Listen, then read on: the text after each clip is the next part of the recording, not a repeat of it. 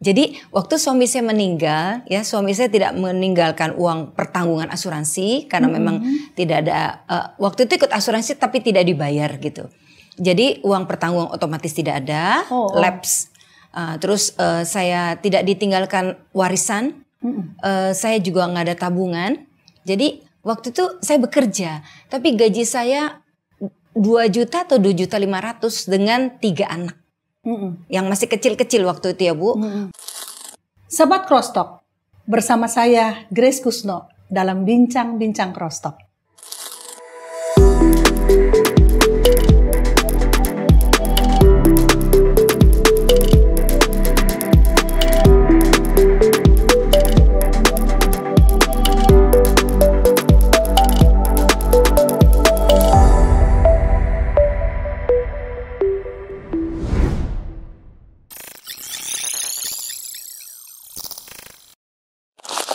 Kali ini kita akan membahas satu pembicaraan yang cukup unik, yaitu mengenai bagaimana janda-janda dipelihara oleh Tuhan.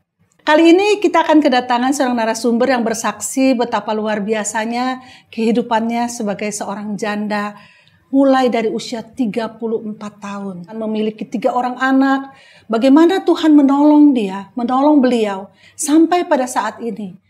Pertolongannya itu beyond imagination kalau saya mendengar kesaksian beliau. Kesaksian yang amat sangat luar biasa. Mari kita dengarkan dan siap-siaplah untuk diberkati. Baik, saya perkenalkan narasumber kita, Ibu Atin. Tapi nama lengkapnya apa, Ibu? Nama saya lengkapnya Agustin Weliana. Agustin Weliana, ya, okay. Cuma lebih dikenal dengan nama Atin aja, singkat Bu. Nama terkenal ya. Nama panggilan dari kecil, nama dari panggilan, rumah. Iya dari rumah. Jadi keterusan gitu. Keterusan ya. Orang dibilang Agustin Weliana nggak ada yang tahu kayaknya. Iya. Oke, baik Bu. Nah Bu Atin, saya dengar dari umur berapa? 34 tahun ya. Iya. Betul ya Bu ya. Betul. Kenapa suami meninggal? Kenapa Bu? Suami saya meninggal itu karena pendarahan di otak Bu. Tahun 2001 bulan Juni suami saya meninggal. Waktu itu saya sempat ya sebenarnya nggak siap ya Bu ya gitu. Karena masih 34 jadi janda dan suami saya waktu meninggal umur 42 tahun. Masih sangat muda itu ya Bu? Muda sekali. Sangat muda. Oke, dan waktu itu sudah di dalam Tuhan belum ya Bu? Suami saya terakhir awalnya kan dari agama lain, terus saya bimbing dia untuk terima Tuhan Yesus khususnya di hari-hari terakhir menjelang dia meninggal, gitu. Ibu Atin pun waktu itu sudah dalam Tuhan ya? Sudah dalam Tuhan karena suami saya meninggal Juni, di bulan Mei itu saya tiba-tiba saya minta dibaptis, terus saya lagi on fire, lagi kasih mula-mula kepada Tuhan. Jadi waktu suami saya meninggal itu saya merasa ada kekuatan yang Tuhan berikan buat saya. Karena di depan peti matinya pun saya bisa nyanyi di mana orang-orang yang melayat waktu itu tuh nangis gitu. Sampai bilang ini yang nyanyi tuh istrinya yang meninggal ya gitu. Tapi saya harus saksikan bahwa memang hanya dekat Allah saja ada kekuatan, itu benar-benar yang saya rasakan waktu saat itu Bu. Oh jadi berapa lama? 1 bulan sebelum suami meninggal? Iya. Mengalami lawatan Tuhan dan on fire pada Tuhan? Iya. Oh kok mepet sekali ya Bu ya? Iya. Jadi memang Tuhan itu rencananya ya sempurna yang kita nggak pikir gitu. Mempersiapkan sedemikian rupa untuk saya tuh ready gitu loh. Bahwa ini sebentar lagi suaminya akan dipanggil pulang gitu. Ya, sehat aja suami selama biasa aja sehat gitu. Memang ada sakit tapi ya masih bisa beraktivitas, masih bisa bekerja gitu. Jadi ya pukulan yang luar biasa sih buat saya waktu suami saya meninggal. Bu Atin sebulan sebelumnya betul-betul mengalami jamahan Tuhan sehingga betul-betul bisa merasakan kekuatan yang melampaui segala akal menguasai Ibu. Emang sebelumnya Ibu dalam kehidupan kekristenan biasa-biasa aja ya Bu? Biasa-biasa aja, ke gereja ya bolong-bolong, malas-malesan, bahkan ke gereja saya bisa gunting kuku gitu loh. Di gereja gunting, lagi kebaktian gunting kuku Bu? Maksudnya nggak sungguh-sungguh gitu di dalam Tuhan. Ya. Nah, sampai suatu kali sebelum suami saya meninggal, anak saya yang pertama tuh bilang gini, Mama tuh seperti orang Kristen pada umumnya ya, tidak mendapatkan sesuatu pada waktu beribadah, tapi tetap dijalanin gitu. Jadi kayak orang fasik lah gitu. Jadi saya kaget, ini anak baru 10 tahun tapi bicaranya tuh buat jantung saya deg-degan gitu loh. Sampai di saat itu saya ambil suatu tekad bahwa saya ini harus sungguh-sungguh dalam Tuhan. Saya percaya ini bukan manusia, bukan anak saya yang ngomong gitu loh. Jadi saya akhirnya saya pergi pagi ke ibadah tempat saya biasa. Terus jam 10 saya beribadah di gereja di mana saya bisa bertumbuh sampai hari ini. Gitu. Oke, jadi waktu itu tuh anak umur 10 tahun menegur ibu seolah-olah lebih kepada agamawi atau tradisional, tradisi lah. Benar. Hidup dalam tradisi Kristenan tapi tidak sungguh-sungguh kenal Tuhan. Bagaimana bisa dijamah oleh Tuhan? Kisahnya gimana, Bu? Saya diingatkan firman Tuhan terus bahwa bertobatlah dan berilah dirimu dibaptis. Itu firman, ya kita kan suka baca Alkitab biarpun bolong-bolong, malas-malas gitu. Tapi itu firman tuh sampai saya, ini apaan sih firman kok negor saya terus gitu. Jadi suatu kali saya tanpa daftar saya bawa aja baju untuk saya dibaptis gitu ke gereja. Ibu mau dibaptis kapan? Sekarang, saya bilang gitu. Jadi saya udah bertekad saya harus sungguh-sungguh di dalam Tuhan karena saya percaya orang yang bersungguh hati dalam Tuhan tidak akan dipermalukan. Jadi saya bertekad waktu itu untuk saya dibaptis memulai hidup yang baru bersama dengan Tuhan gitu. Itu awal-awalnya bersungguh-sungguh dalam Tuhan seperti itu. Ibu main datang aja gitu bawa baju gitu ke gereja. Iya, bawa baju ke gereja. Jadi udah nggak ada main-mainnya. Nggak ada main-mainnya gitu loh. Dan gereja langsung membaptis hari itu? Iya langsung, Bu. Ada perubahan sesudah itu, Bu? Ya on fire, lebih percaya. Nah itu bulan Mei saya dibaptis. Juni suami saya meninggal. Iya. Gitu. Tapi respons terhadap suami meninggal itu begitu tenang. Iya, saya firman Tuhan mengingatkan kembali, maksudnya di balik kelemahan mula kuasa Tuhan sempurna, itu yang saya hidupi, yang saya bisa alami gitu, Bu. Apa waktu itu Ibu dalam kondisi berkecukupan gitu kan? Keuangan cukup lah, suami ninggalin asuransi lah, keluarga besar Ibu kaya raya misalnya Bu Atin, atau bagaimana tuh kisahnya? Jadi bisa tenang kan kalau kita, oh yaudahlah nggak apa-apa lah suami udah meninggal ya. Untungnya dia penting punya, ada uang gitu ya. Penting dia ada asuransi yang bisa tinggalin. Saya masih punya 3 anak gitu kan. Bu Atin gimana? Sayangnya enggak tuh, Bu. Jadi waktu suami saya meninggal, ya suami saya tidak meninggalkan uang pertanggungan asuransi karena memang tidak ada waktu itu ikut asuransi tapi tidak dibayar gitu. Jadi uang pertanggungan otomatis tidak ada, lapse. Terus saya tidak ditinggalkan warisan, saya juga nggak ada tabungan. Jadi waktu itu saya bekerja, tapi gaji saya 2 juta atau 2.500.000 dengan 3 anak. Yang masih kecil-kecil waktu itu ya Bu, umur 3 tahun, yang paling kecil, yang kedua 5 tahun, dan yang pertama 10 tahun, semuanya perempuan gitu. Jadi waktu suami saya meninggal itu saya langsung, mau diapain ini keluarga, gimana anak-anak gitu, ya kan, dengan gaji yang istilahnya tidak akan cukup gitu. Di zaman itu pun tidak akan cukup. Tidak akan cukup. Berapa tahun lampau tuh Bu? 24 tahun ya. Oh ya 2 juta tetap 2,5 juta tetap kecil lah ya. Iya kecil. Karena anak 3 ya Bu? Iya anak 3. Wow. Dan masa pertumbuhan kan istilahnya. Iya. Mereka sekolahnya di mana? Di sekolah-sekolah swasta atau ikut negeri Bu? Mereka sekolah di swasta. Swasta kan uang sekolah juga tidak murah. Tapi saya biasanya pengajuan untuk mendapatkan keringanan dengan alasan gaji saya tidak mencukupi untuk bayar uang sekolah. Untuk uang pangkal juga saya demikian Bu. Setiap awal tahun ajaran baru itu saya selalu minta bikin surat bahwa mohon dibantu gitu. Kebetulan biasanya ada sekolah yang dimana anak saya bersekolah itu ada orang tua yang memang berkelebihan, mereka menabur gitu, menabur untuk orang tua yang bikin surat supaya seperti saya ini bisa ditolong, bisa dibantu untuk pembayaran uang sekolahnya lebih murah. Wah gitu. Luar biasa orang-orang tersebut ya. Iya luar biasa Bu, luar biasa. Benar-benar hebat gitu. Bahkan sampai terakhir anak saya selesai SMA gitu, ada orang di luar dari yang nabur ke sekolah, mereka juga ada yang bayarin pribadi untuk anak saya. Cuman sampai detik ini saya nggak tahu siapa orangnya, karena dia sudah pesan bahwa ke kepala sekolah saya nggak boleh tahu. Oh. Iya, mungkin saya akan nolak mungkin atau apa, tapi saya nggak tahu karena mereka juga tidak mau ngomong. Ya. Itu sekolah yang luar biasa ya Bu. Jadi banyak orang-orang murah hati di sana. Iya Bu, luar biasa. Nah Ibu gimana? Usia 34 nggak langsung berpikir, aduh saya harus bergantung sama siapa nih? Apa saya mendingan mumpung masih muda ada suami baru gitu ya Bu Atin. Mungkin pasti ada lah Bu Atin manis, cantik ya, mungkin yang naksir.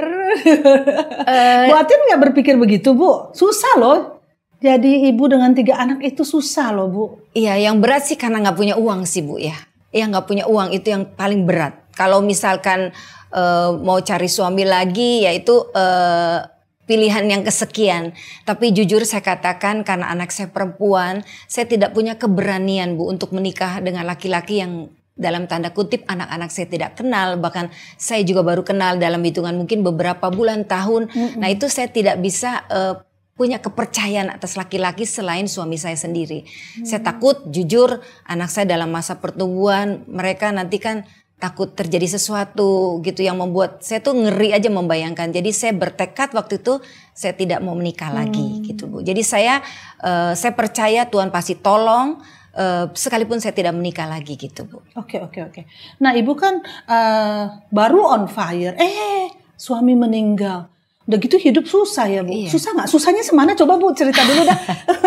Kan uang nih ya. Iya. Gimana? Susahnya itu susah banget Bu. Susah banget karena yaitu saya harus menjalankan hidup yang sepertinya tidak ada ujung penyelesaiannya gitu.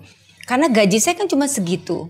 Terus begitu sedangkan buat makan aja gitu. Kadang saya harus bergumul. Kenapa? Saya bisa makan pagi ini. Sore saya nggak tahu makan apa. Tapi tidak pernah tidak makan. Sekalipun seperti janda di Sarfat Bu. Yang selalu diberkati Tuhan ya. Jadi minyak dan tepung tuh tidak pernah habis, itu yang saya alami. Jadi ada orang yang tiba-tiba bawain beras sekarung ya di luar pagar gitu ya Bu ya. Tiba-tiba saya buka nih dari mana saya nggak tahu gitu. Terus ada yang orang tiba-tiba bawain itu isi penuh kulkas saya. Isi nugget, isi daging, isi ayam, buah-buah, itu penuh seperti iklan kulkas Bu, yang penuh gitu sama barang-barang. Sementara itu tidak pernah terjadi waktu saya dan suami saya berdua gitu loh. Itu benar-benar dipelihara Tuhan untuk berapa minggu ke depan gitu.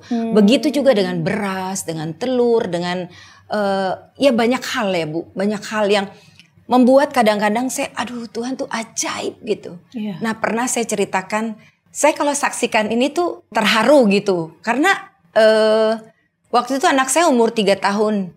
Terus dia minta susu Bu, minta susu. Uang saya cuma Rp1.000.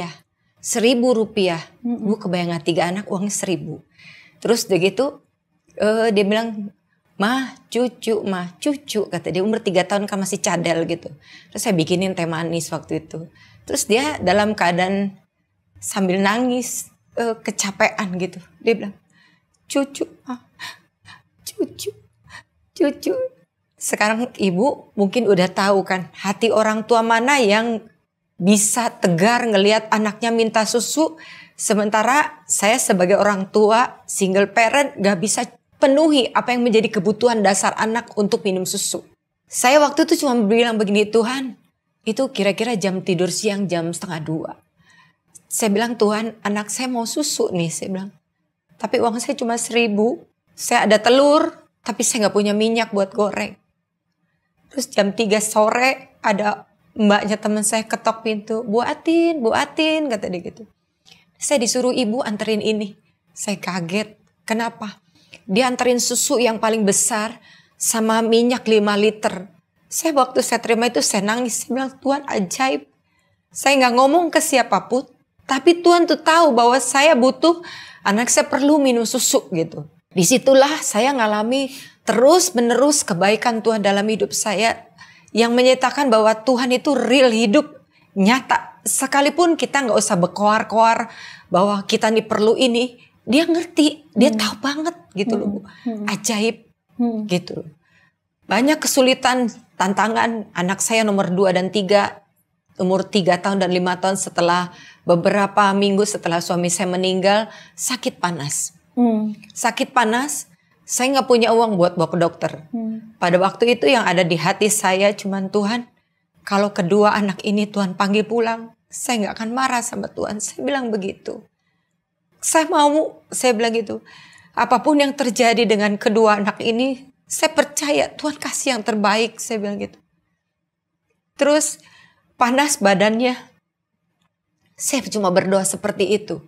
Terus saya tinggal tidur, saya nggak kasih minum obat apapun karena memang nggak punya uang. Terus waktu besok pagi saya bangun, saya lihat nafas anak ini gitu, masih nafas gitu. Terus gak lama saya pegang dahinya, tuh panasnya hilang, bener-bener hilang dua-duanya. Saya terus nangis, saya bilang Tuhan tuh luar biasa. Waktu kita percaya penuh kepada Tuhan, dia tuh benar-benar melihat iman kita gitu loh Bu. Jadi anak saya terus bisa bermain tanpa obat apapun yang masuk ke dalam tubuh mereka gitu. Gitu. Jadi saya makin dikuatkan iman percaya saya kepada Tuhan bahwa wah Tuhan tuh ajaib ya, dahsyat ya, bener janda dan anak yatim dipelihara, itu saya rasakan gitu loh. Iya. Bagaimana kalau pendidikan Bu? Biaya pendidikan anak-anak sekarang kuliahnya sampai mana Bu? Anak saya yang pertama sempat kuliah tiga-tiganya? Sempat kuliah, semua kuliah Ibu, semua gitu kuliah. Ya. Ya karena saya nggak punya uang buat makan juga sulit. Gitu Bu, saya jadi kalau setiap kali anak-anak mau sekolah, mulai dari TK, SD, SMP, SMA gitu, bahkan kuliah, saya selalu bawa formulir saya ke hadapan Tuhan. Saya bilangnya begini, Tuhan, ini anak saya mau sekolah, saya bilang gitu. Boleh gak sih Tuhan, anak janda jadi sarjana? Gitu. Saya cuma ngomong itu setiap kali, mulai dari dia TK, semua Bu. Saya nangis, saya bilang cuma Tuhan yang bisa tolong saya. Cuma Tuhan yang bisa bantu saya. Saya gak ada kemampuan, saya bilang. Tapi selalu ada pertolongan Tuhan. Waktu anak saya yang paling kecil mau masuk TK, saya anak saya udah diterima, tapi saya harus bayar uang pangkal. Cuma uang pangkalnya waktu itu gak mahal sih Ibu, 6 juta cuma 6 juta. Tapi buat saya saat itu, saya pegang 100.000 aja jarang. Jarang banget Bu, karena gaji saya cuma segitu. Terus saya bilang, Ibu harus bayar uang masuknya sedikit aja, asal tanda jadi. Terus saya bilang sama orang yayasan, saya gak punya uang. Berapa aja Bu? 100.000 aja sekarang saya gak punya. Saya bilang gitu Bu, saya gak punya, bener saya gak punya. Waduh gimana ya Bu, dia bilang. Soalnya nanti bangkunya akan diserahkan ke orang lain. Saya bilang, saya juga gak tahu gimana Bu gitu. Terus tiba-tiba saya percaya itu Tuhan menjamah orang itu Bu, menjamah orang yayasan itu. Terus dia tiba-tiba keluarkan cek dari tasnya. Dia tulis ceknya 600.000. Dia bilang, Ibu harus bayar anak Ibu. Dia bilang, harus bayar supaya anak Ibu bisa masuk ke TK ini. Ibu mau ganti boleh? Enggak juga, gak apa-apa kata dia. Padahal saya gak kenal sama orang itu gitu loh Bu. Terus waktu saya bawa ke kantor TU-nya gitu, dia kaget karena ini kan kok atas nama orang yayasan ini gitu loh. Terus singkat cerita udah saya pulang, saya bilang Bu terima kasih ya, saya bilang Ibu udah memberkati saya bilang gitu. Saya pulang ke rumah, ada teman saya telepon, gimana anakmu sekolah gitu. Terus saya bersaksi, aduh Tuhan tuh baik banget, saya bilang gitu. Tuh orang yayasan yang wawancarai saya, dia bisa keluarkan cek 600.000 supaya anak saya bisa sekolah. Terus dia bilang begini, mama saya, dia bilang itu teman saya yang telepon tuh seumuran saya. mama saya yang mama saya tuh terbeban untuk bayarin uang pangkal anak kamu, kata dia gitu. Jadi saya mau transfer. Jadi saat itu juga di hari yang sama saya ditransfer 6.650.000 untuk anak saya bisa bayar uang pangkal full. Terus saya akhirnya ke sekolah, saya ketemu sama ibu yang bayarin saya ganti uangnya. Bahkan dia bilang, ibu saya diberkati banget. Dia bilang lewat kesaksian ibu ini, dia bilang gitu. Betapa Tuhan itu hidup, kata dia gitu. Jadi itu satu. Lain cerita, anak saya mau sekolah gitu ya Bu, mau bayar. Oh ya, di samping sekolah karena saya itu susah miskin Bu. Anak saya gak pernah tahun ajaran baru itu pakai baju baru, pakai buku baru. Selalu saya cari kakak kelas di mana saya itu minta baju bekas, bekas, buku bekas gitu. Bahkan tas mereka nggak pernah ganti, alat tulis juga yang lama gitu. Jadi biasa untuk anak-anak saya hidup sederhana gitu. Bahkan mereka sekolah di sekolah Kristen yang bukan murah uang sekolahnya, tapi anak saya kalau bawa sangu untuk sekolah, bekal sekolah itu nasi paling sama kerupuk Bu gitu, nasi sama kerupuk atau mungkin sama nugget, paling top sama ikan selar yang sekantong 13.000 saya suwir, kadang ikan asin, kadang mentega ya, nasi goreng mentega, cuma itu aja. Bahkan anak saya, salah satu anak saya tidak suka telur saat ini karena dari kecil makanannya kan telur terus, telur yang diairin supaya banyak dan semua bisa makan. Waduh, luar biasa Ibu. Terharu ya Bu ya, dengan kebaikan Tuhan ya. Terus saya berdoa, Tuhan, ini kan saya tinggal di komplek perumahan dan orang-orang tahu saya orang Kristen, anaknya Tuhan. Kalau nanti saya mati lampu sendirian, nanti kan Tuhan yang malu. Saya bilang begitu, itu doa saya. Tuhan yang malu, maksudnya saya anak Tuhan kok lampunya mati sendirian. Berarti kan tetangga saya tahu saya belum bayar gitu. Tapi Tuhan itu Bapa yang tahu kebutuhan dan ngerti gitu. Sekalipun doanya rada-rada konyol ya menurut saya. Rada-rada apa ya, marah sama Tuhan gitu. Nggak marah sih Bu, cuma saya kayak ngomong, ya nanti Tuhan kan yang malu, saya bilang gitu. Tapi saat itu kira-kira menjelang sore lampunya dinyalahin Bu. Sahabat Crosstalk, agar kesaksian ini dapat menjadi berkat kepada lebih banyak orang, yuk like and share kesaksian ini kepada keluarga dan teman-teman lainnya. Bagi sahabat Crosstalk yang diberkati melalui kesaksian ini, mari berbagi di kolom komentar. Dan subscribe agar tidak ketinggalan kesaksian-kesaksian lainnya.